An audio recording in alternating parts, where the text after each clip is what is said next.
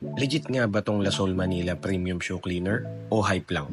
Try natin kung malilinisan niya yung ganito kaduming sapatos. Hinahalo nga pala sa tubig to, kaya tipid din kasi konti lang yung kailangan natin para sa isang pares na ng shoes. Alisin muna natin yung sintas tapos ibabad natin dun sa solution. Unahin natin yung soles kaya tara, brushin na natin gamit yung hard bristle brush. Gumamit nga din pala ako ng wire brush para mas matanggal yung mga kumapit na dumi. And after banlawan, ganito na siya. Soles pa lang yan. Kaya inex na natin yung midsoles. Brush lang din natin ng hard bristle brush and wire brush pero this time, pinunasan na lang natin and hindi na natin binanlawan. Grabe, parang nakikita ko na yung liwanag.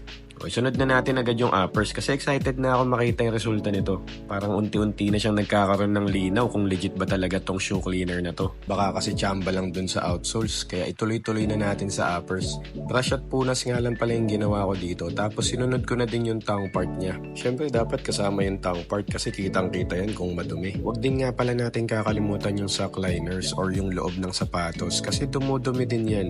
And para talagang buong sapatos yung malinisan natin at matignan talaga natin kung legit ba tong shoe cleaner na to. Naaalala niyo yung shoelace na binabad natin? I-hand wash lang natin yan. Tapos i-compare natin dun sa nakababad pa.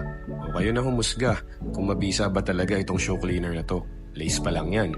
At ito na nga ang moment of truth. Pagkumparain natin yung nalinis na at yung madumi pa. Comment nyo na lang kung legit nga ba talaga o hype lang itong Lasol Manila Premium Shoe Cleaner. Bye-bye!